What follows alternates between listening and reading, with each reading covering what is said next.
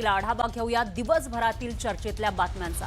पहिली बातमी अर्थातच महापालिकेच्या महाआखाड्यातून आहे। थोड्याच वेळात राज आणि उद्धव ठाकरेंची दादरच्या छत्रपती शिवाजी महाराज मैदानावर संयुक्त सभा होणार आहे। या सभेमधून ते ठाकरी तोफ या ठिकाणी धडाडणार आहे।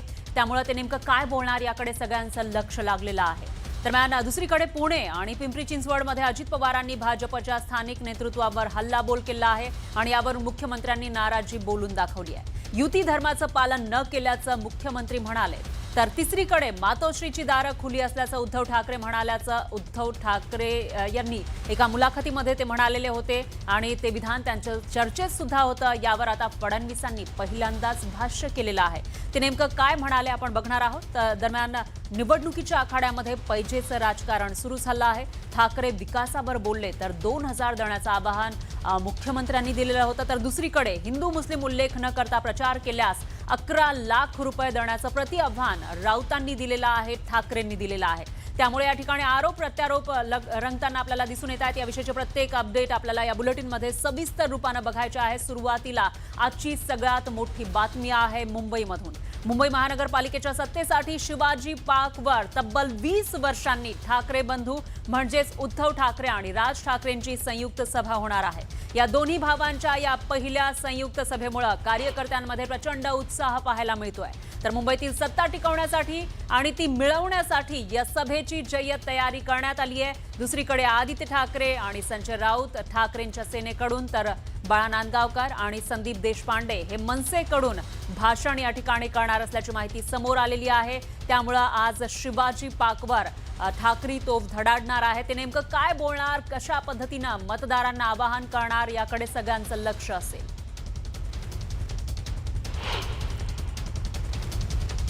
दरम्यान या विषयी अधिक माहितीसाठी आपले प्रतिनिधी सुद्धा तिथून आपल्यासोबत जोडले गेले आहेत। उदय जाधव हे शिवाजी पार्कवरून आपल्यासोबत आहेत, तर दुसरीकडे कृष्णा औटी हे सुद्धा शिवाजी पार्कच्या दुसऱ्या कोपऱ्यावरून आपल्यासोबत जोडले गेलेले आहेत। सगळ्यात आधी आपण उदय जाधव यांच्याकडे जाऊयात। उदय, तुमच्या पाठीमागे आपल्याला स्टेज दिसतोय। याच ठिकाणी थोड्याच वेळामध्ये ठाकरे बंधू भाषण करतील। स्टेजवर तुम्हाला काय दिसतंय आणि या सभेचं काय वेगळेपण आहे? आपण पाहतोय की छत्रपती शिवाजी महाराज मैदानामध्ये महाविकास आघाडीतील जे प्रमुख नेते आहेत, ठाकरे बंधूंचे विशेषतः आपण सभा जी आहे ती होणार आहे। आणि माझ्या मागे इथे पाहत असेल आपण छत्रपती शिवाजी महाराज मैदानामध्ये शिवशक्तीचा सभेचा एकूण जो सेट जो आहे तो आपल्याला इथे पाहायला मिळतोय। एक भव्य दिव्य असा जो एक स्टेज जो आहे तो इथे उभारण्यात आलेला आहे आणि या स्टेजवरती जवळपास 227 जे ठाकरे बंधूंचे उमेदवार आहेत त्यांना देखील इथे या स्टेजवरती बसवलं जाणार आहे। त्यांना इथे आसन व्यवस्था इथे करण्यात आलेली आहे आणि सर्वांचं लक्ष लागलं ते म्हणजे पक्षप्रमुख उद्धव ठाकरे आणि त्याचबरोबर मनसेचे अध्यक्ष राज ठाकरे हे त्यांच्या भाषणामध्ये नेमके काय बोलणार आहेत, कोणते मुद्दे उपस्थित केले जाणार आहेत आणि त्याचबरोबर सत्ताधारी पक्षांचा ते कसा समाचार घेणार आहेत ठाकरे शैलीमध्ये, याकडे खरं तर सर्वांचं लक्ष लागलेलं आहे। आपण या आधीची बघितले दोन्ही ठाकरे बंधू एकत्र आलेले आहे, युती झालेली आहे आणि युतीनंतरची मुंबई महापालिकेची ही पहिली सभा, त्यामुळे सर्वांना उत्सुकता आहे। आणि सभोवताली जर आपण संपूर्ण पाहिलं छत्रपती शिवाजी महाराज मैदानामध्ये सर्वत्र खुर्च्या ज्या आहेत त्या मांडण्यात आलेल्या आहेत आणि सर्व जे शिवसैनिक येतील, मनसैनिक येतील अशा सर्वांना इथे बसण्याची व्यवस्था जी आहे आसन व्यवस्था ती करण्यात आलेली आहे। जवळपास 50,000 खुर्च्या ज्या आहेत इथे मांडण्यात आलेल्या आहेत आणि गर्दी जी आहे ती 70 ते 80 हजारहून अधिक होण्याची शक्यता व्यक्त केली जाते। आपण पाहतोय पुढच्या काही वेळातच म्हणजे साधारणतः 7:30 वाजता इथे ही सभेला जी आहे ती सुरुवात होणार आहे। मुंबईतली ही सगळ्यात मोठी सभा असणार आहे। उद्धव ठाकरे आणि मनसे अध्यक्ष राज ठाकरे यांची ही सभा असणार आहे आणि या सभेला आपण पाहतोय इतरही नेते जे ते भाषण करणार आहेत। मात्र सर्वांचं लक्ष लागलेलं आहे ते म्हणजे राज ठाकरे आणि उद्धव ठाकरे नेमकं त्यांच्या भाषणामध्ये काय बोलणार आहेत। 2017ला मुंबई महापालिकेची शेवटची निवडणूक झाली होती आणि त्यानंतर आता तब्बल 8 वर्षानंतर ही मुंबई महापालिकेची निवडणूक होत आहे। त्यामुळे या निवडणुकीमध्ये एक वेगळीच रंगत जी आहे ती पाहायला मिळत आहे।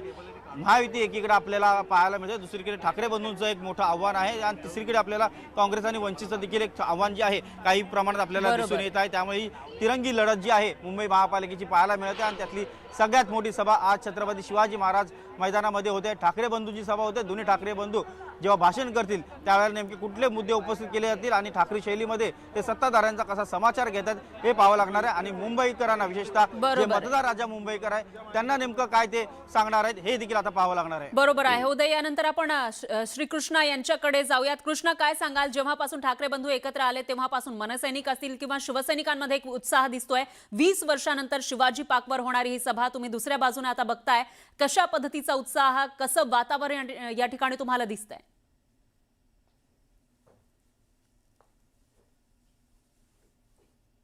शिवसैनिक आणि मनसैनिकांचं जे प्रेरणास्थान मानलं जातं या ठिकाणी थेट शिवसैनिक आणि मनसैनिक जे आहे ते जमायला सुरू झालेले आणि मोठ्या संख्येने पाहायला गेलं तर मी या मुख्यद्वार म्हणजे छत्रपती शिवाजी महाराज पार्कच्या या मुख्यद्वाराच्या इथे आहे आणि याच बाजूला पाहायला गेलं तर स्वर्गीय मीनाताई ठाकरे यांच्या स्मृती स्मारक देखील आहे। या ठिकाणी मोठ्या प्रमाणात शिवसैनिक येऊन दर्शन घेतात। त्यानंतर छत्रपती शिवाजी महाराज पार्क म्हणजे शिवाजी पार्कात जाताना आपल्याला पाहायला मिळतं। आपण पाहू शकतो शिवसैनिक आणि मनसैनिक हे दोन्ही कार्यकर्ते यांच्यासाठी आज उत्साहाचा किंवा एक उत्साह जो आहे तो प्रत्येक कार्यकर्त्यांमध्ये आपल्याला पाहायला मिळतोय।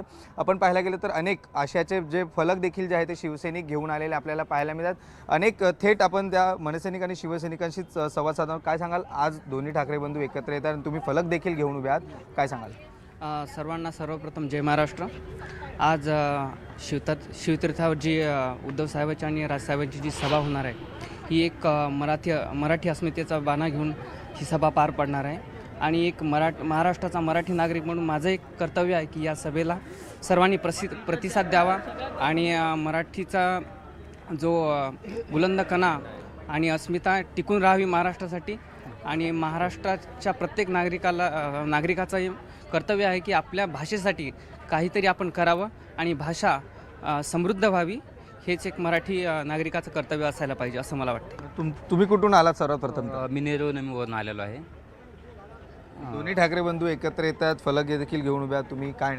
म्हणजे भाजप ही सत्तेसाठी काही पण करू शकते। त्यांनी आता बघा सत्तेसाठी त्यांनी MIM सोबत युती केलेली, त्यांनी बरोबर आहे, ठाकरेंना हिंदुत्व शिकवून आहे, पुन्हा पाकिस्तानात जाऊन केक बरोबर आहे कृष्णा। एकूणच या ठिकाणी ते प्रतिक्रिया देताना दिसत आहेत आणि एक उत्साह शिवसैनिक असतील किंवा मनसैनिकांमध्ये आपल्याला दिसतोय। अगदी थोड्याच वेळामध्ये या सभेला सुरुवात होईल, त्याचे प्रत्येक अपडेट आपण घेत राहणार आहोत। तुमच्या दोघांचेही धन्यवाद तुम्ही दिलेल्या या सविस्तर माहितीसाठी। दरम्यान राज्याचं राजकारण पुन्हा एकदा मातोश्री भोवती केंद्रित झालं आहे। निमित्त ठरलंय उद्धव ठाकरेंनी केलेल्या विधानाचं। मातोश्रीचं दार आम्ही बंद केलं नाही, आमच्या मनात कोणतीही कटुता नाही असं विधान उद्धव ठाकरेंनी केलं होतं। ठाकरेंचं हे विधान चांगलं चर्चेत आहे। दरम्यान न्यूज 18 मराठीला दिलेल्या एक्सक्लुसिव्ह मुलाखतीमध्ये मुख्यमंत्र्यांनी या विषयावर भाष्य केलंय।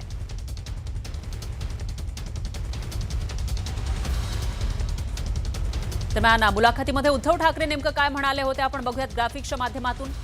उद्धव ठाकरे यांनी याविषयी वक्तव्य केलेलं होतं आणि त्यांच्या मुलाखतीमध्ये त्यांनी हे मुद्दे मांडलेले होते।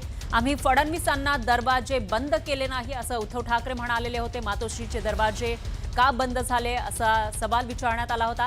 तर माणुसकी विसरणारा मी नाही असंही उद्धव ठाकरे त्या मुलाखतीमध्ये म्हणालेले आहेत। पण तुम्ही मातोश्री बदनाम करायला निघालात असं सुद्धा उद्धव ठाकरेंनी म्हटलं। मातोश्रीवर आरोप करायला निघालात असंही उद्धव ठाकरे म्हणाले होते।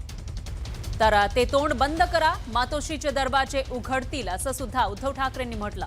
आमची कौटुंबिक बदनामी बंद करावी असंही उद्धव ठाकरे म्हणाले होते। कौटुंबिक बदनामी मी कधी केली नाही असंही यावेळी त्यांनी सांगितलं। माझ्याकडे माहिती असून सुद्धा मी कौटुंबिक बदनामी कोणाची केली नाही। खरा मित्र तो असतो जो तुमच्या चुका सांगतो आणि मातोश्रीत अमित शहांनी मला शब्द दिला आणि मोडला असं उद्धव ठाकरे म्हणाले होते। त्या मातोश्रीच्या दरवाजाबाबत बोलत आहात असंही उद्धव ठाकरेंनी म्हटलं। तुम्ही मातोश्रीच्या आतच होता असंही उद्धव ठाकरेंनी सांगितलं होतं। घरात घेऊन दार बंद केलं होतं असंही ते म्हणालेले आहेत। तर आता घराबाहेर जाऊन बंद केलं असंही त्यांनी म्हटलेलं आहे। शब्द मोडल्यामुळे मी दार बंद केलं असं उद्धव ठाकरे त्या मुलाखतीत म्हणाले होते। असं आहे की मातोश्रीचं दार माझ्याकरता त्यांनी बंद केलं, मी बंद केलं नाही। मी फोन करत होतो पण त्यांनी दार उघडलं नाही, ते ठीक आहे। परवा मला देखील समजलं, ते असं म्हणाले की मातोश्रीवर बोलणं बंद केलं तर मातोश्रीची दार उघडेल।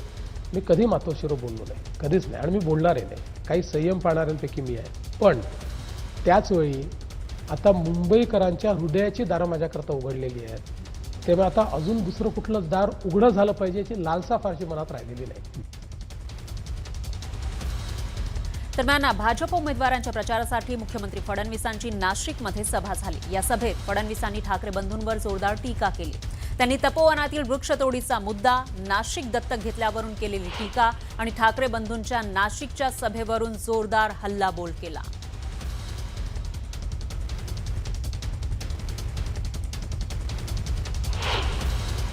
फडणवीस आले आणि म्हणाले मी नाशिक म्हणे मी दत्तक घेतो।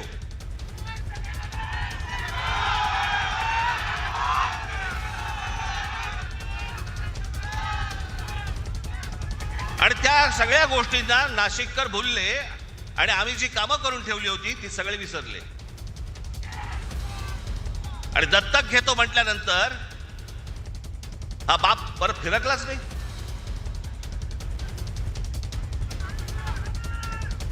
काय काय गोष्टी करतो म्हणून सांगितल्या होत्या, कोणत्या कोणत्या गोष्टी करतो म्हणून सांगितल्या होत्या। ह्या लोकांना हे करायचं नाही। 5 वर्ष दिली, हे 5 वर्षामध्ये हे देवेंद्र फडणवीस येऊन तुम्हाला काय बोलून गेले, ते काय बोलून गेले ते फक्त झालंय का एवढं फक्त मला सांगा। नाशिक न्यू मेट्रो प्रकल्प, Nashik IT park, Nashik logistic park, Dwarka Nashik उड्डाणपूल, नाशिकचा बाह्य ring road, Nashik Pune semi high speed railway मार्ग, इगतपुरीला आदिवासी क्रीडा प्रबोधिनी, महानगरपालिकेतील कर्मचारी अनुशेष, असे अनेक प्रकल्प त्यावेळेला त्यांनी घोषित केले की भरून काढणार वगैरे, काही नाही। आणि हे म्हणे दत्तक घेणार। अरे ज्यांना राजकारणामध्ये पोरं होत नाही त्यांना आमची पोरं दत्तक घ्यावी लागतात, हे काय शहर दत्तक घेणार। म्हणून मोहन भागवतांना टाओ फोडावा लागतोय, अपत्य वाढवा, अपत्य वाढवा। अहो अपत्य वाढवा म्हणजे तुमचे राजकारणातले अपत्य वाढवा, नुसती अपत्य नका वाढवू, खायला खाळ आणि भुईला भार। मोहन भागवतांचं तेवढं तरी ऐका। हो, या नाशिकमध्ये मी सांगितलं होतं मी नाशिक दत्तक घेतोय। मी त्यानंतर ही तक्रार नाही केली की मी नाशिक दत्तक घेतलं। 2017 साली आणि 2019 साली विरोधी पक्षाचा नेता झालो, 2च वर्ष मला मिळाले, पण याची तक्रार मी केली नाही, कारण तक्रार करणारे लोक आम्ही नाही आहोत। विरोधी पक्ष नेता म्हणून देखील जेव्हा कोविडचा काळ होता, त्या कोविडच्या काळामध्ये जेव्हा सगळे हे उबाठाचे, मनसेचे, काँग्रेसचे, राष्ट्रवादीचे नेते घरी बसले होते, त्यावेळी या नाशिकमध्ये हा देवाभाऊ आला होता आणि या ठिकाणच्या प्रत्येक कोविड केअर सेंटरमध्ये आणि ICU पर्यंत जाणारा हा देवाभाऊ होता। ज्याला आम्ही इथे सत्तेमध्ये आलो त्यावेळेलाही कुंभमेळा झाला, अत्यंत यशस्वी कुंभमेळा झाला। त्यावेळेला त्यावेळेचे इथे उत्तम सगळेच त्यावेळेचे नगरसेवक सर्व पक्षांचे सगळ्यांच्या बरोबर घेऊन साथीने सगळे हा उत्तम कुंभमेळा झाला। एकही झाड कापलं गेलं नाही त्यावेळेला। नाशिककरांनी तुम्हालाही सत्ता दिली होती, त्यावेळी तुम्ही काहीच केलं नाही। मी आजही सांगतो, ज्यावेळी कुंभमेळ्याची वेळ आली, कुंभमेळ्याच्या वेळी यांनी हात वर केले, काही करता येणार नाही म्हणून सांगितलं। आमच्याकडे वेळ कमी होता, पण गिरीश भाऊंनी आम्ही या ठिकाणी त्याही 2015च्या कुंभमेळ्यामध्ये यांनी सांगितलं महानगरपालिका 1 पैसा देणार नाही। म्हणलं काही हरकत नाही, सगळा पैसा राज्य सरकारच्या वतीने देईन। सगळा पैसा त्यावेळी राज्य सरकारच्या वतीने दिला आणि कुंभमेळा निर्विघ्न पार पडला। पुणे महापालिकेच्या प्रचारासाठी अजित पवारांनी गेल्या 2 आठवड्यांपासून पुण्यामध्ये तळ ठोकलाय। दररोज 2 ते 3 सभा घेऊन ते भाजपच्या कारभाराचे वाभाडे काढताना दिसतायत आणि त्यामुळे महायुतीमध्ये मित्र पक्ष असलेले भाजप आणि राष्ट्रवादीमध्ये कलगीतुरा रंगल्याचं दिसून येत आहे। आणि यावर अखेर मुख्यमंत्री फडणवीसांनी प्रतिक्रिया दिली आहे। न्यूज 18 मराठीनं घेतलेल्या मुलाखतीमध्ये अजित पवारांनी युती धर्म पाळला नाही अशी नाराजी मुख्यमंत्र्यांनी बोलून दाखवली। तर अजितदादांनी प्रचारादरम्यान युती धर्म मोडला, त्यांनीच युती धर्म मोडून भाजपवर आरोप केले, पण आपण युती धर्म पाळत आहोत असं उत्तर मुख्यमंत्री फडणवीसांनी दिलं।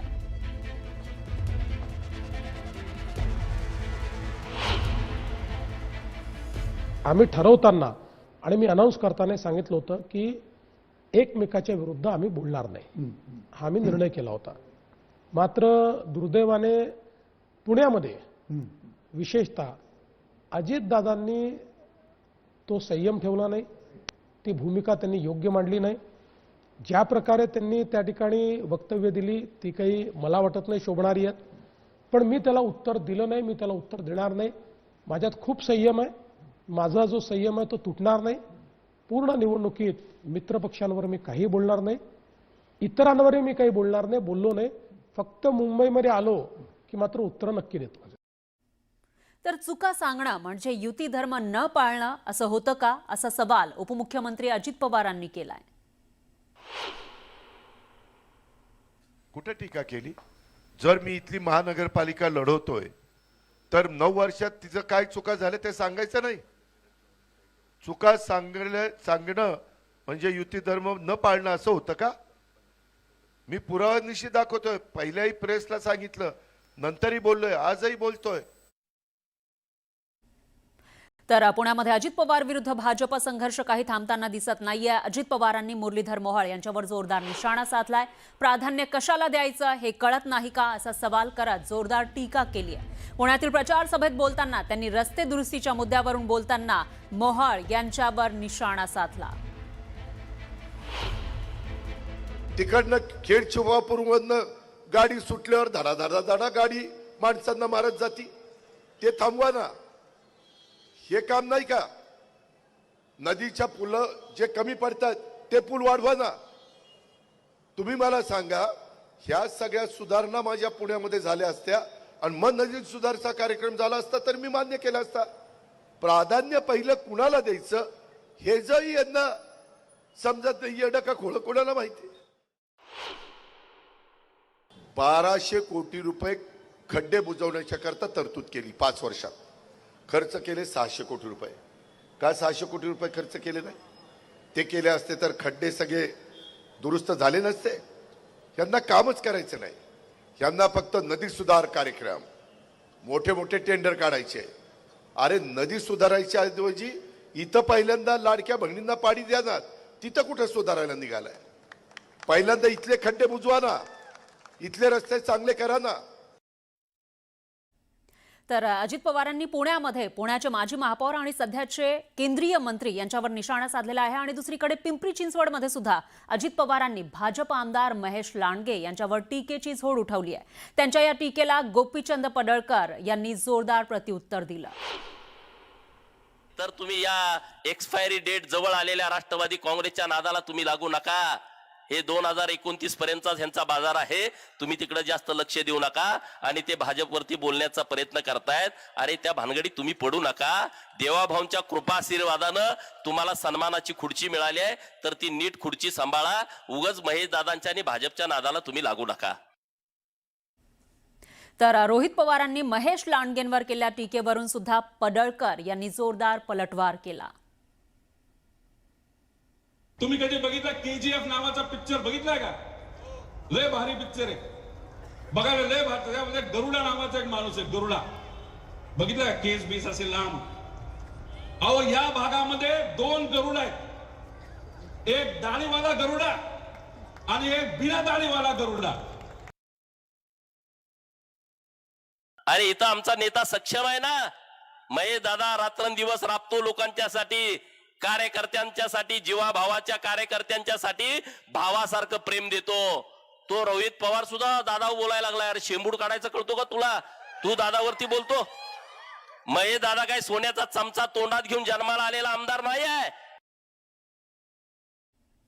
दरम्यान मुंबईमध्ये भाजपचा झंझावात रोखण्यासाठी दोन्ही ठाकरे बंधू एकत्र आलेत. उद्धव ठाकरे आणि राज ठाकरेंनी एकत्रपणे मुलाखती सभा घेऊन भाजप आणि महायुती विरोधात टीकेची झोड उठवली आहे. पण मागील तब्बल 25 वर्ष सत्तेत राहिलेली ठाकरेंची शिवसेना विकासाचे मुद्देच मांडत नाही असं म्हणत मुख्यमंत्री फडणवीसांनी ठाकरेंना लक्ष करायला सुरुवात केली आहे. जवळपास प्रत्येक सभेतून फडणवीस ठाकरेंशी विकासावर बोलण्याची पैज लावतायत. त्यांच्या या पैजेलाच ठाकरेंच्या शिवसेनेकडून प्रति आव्हान देण्यात आलंय.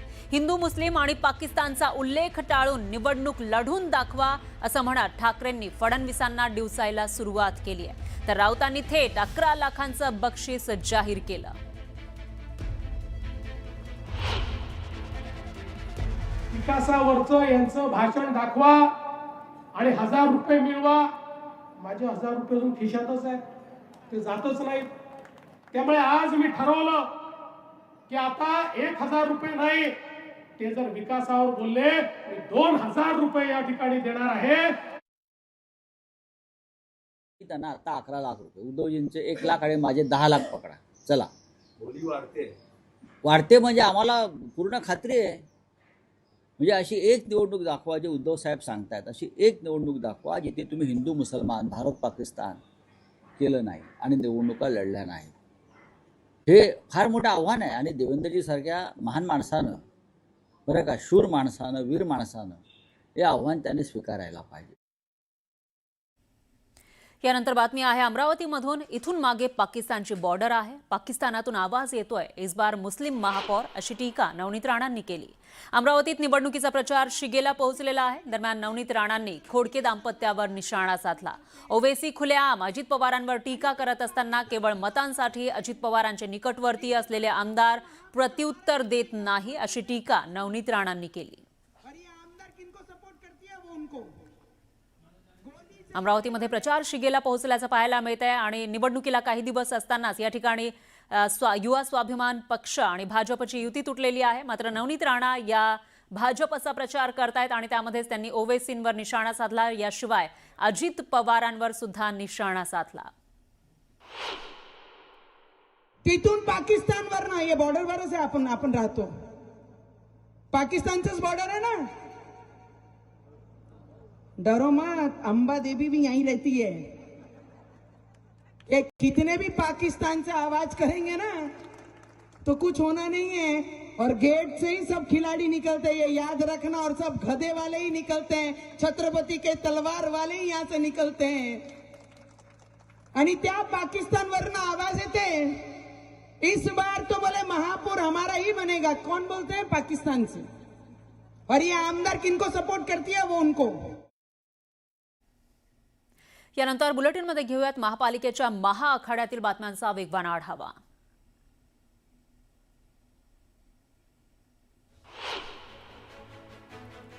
नाशिकमध्ये मुख्यमंत्री फडणवीसांची सभा झाली. यावेळी त्यांनी ठाकरे बंधूंवर जोरदार निशाणा साधला. 2 भाऊ नाशिकमध्ये आले, मात्र त्यांनी श्रीरामाचं नाव घेतलं नाही. जो राम का नहीं हुआ वो किसी काम का नहीं, असं म्हणत फडणवीसांनी ठाकरे बंधूंना टोला लगावला. फेसबुक लाईव्ह करणाऱ्या आम्ही नाही, फेस टू फेस जाऊन लोकांशी बोलावं लागतं. स्थगिती सरकारनं संभाजीनगरमध्ये भ्रष्टाचार केला, संभाजीनगरचा विकास रोखला, असं म्हणत एकनाथ शिंदेंनी छत्रपती संभाजीनगरातून उद्धव ठाकरेंसह मवियावर टीका केली. लाडक्या बहिणींचा जोश पाहून खात्री पटली आहे, महापौर शिवसेनेचाच होणार, संभाजीनगर महापालिकेवर भगवा फडकणार, असा विश्वास उपमुख्यमंत्री एकनाथ शिंदेंनी व्यक्त केला.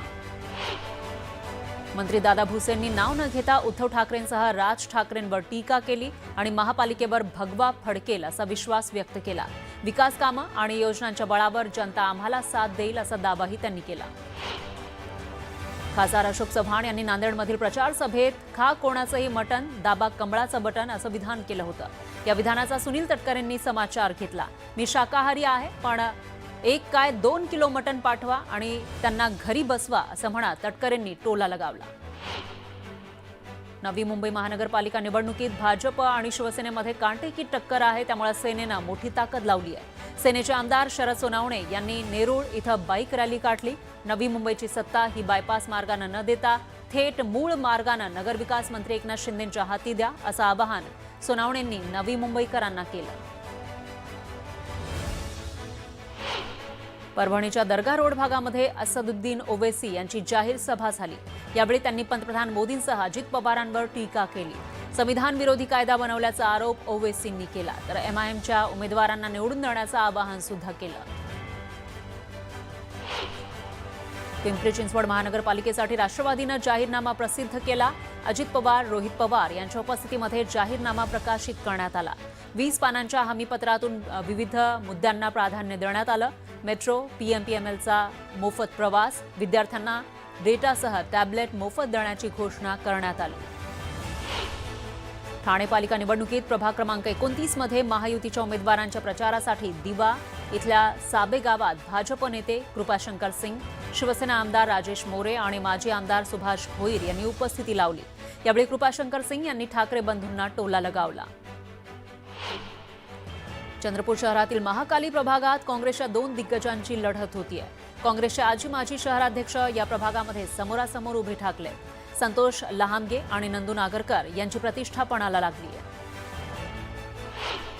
अमरावती महानगरपालिका निवडणुकीत प्रभाग क्रमांक 18D मधून रितेश नेभनानी हे अपक्ष निवडणूक लढवत आहेत. अमरावतीमधील भाजप आणि युवा स्वाभिमान पक्षाची युती तुटल्यानं आता भाजपच्या अपक्ष उमेदवारांना पाठिंबा त्यांनी दिलेला आहे. त्यामुळे नितेश नेभनानी यांची ताकद वाढली आहे.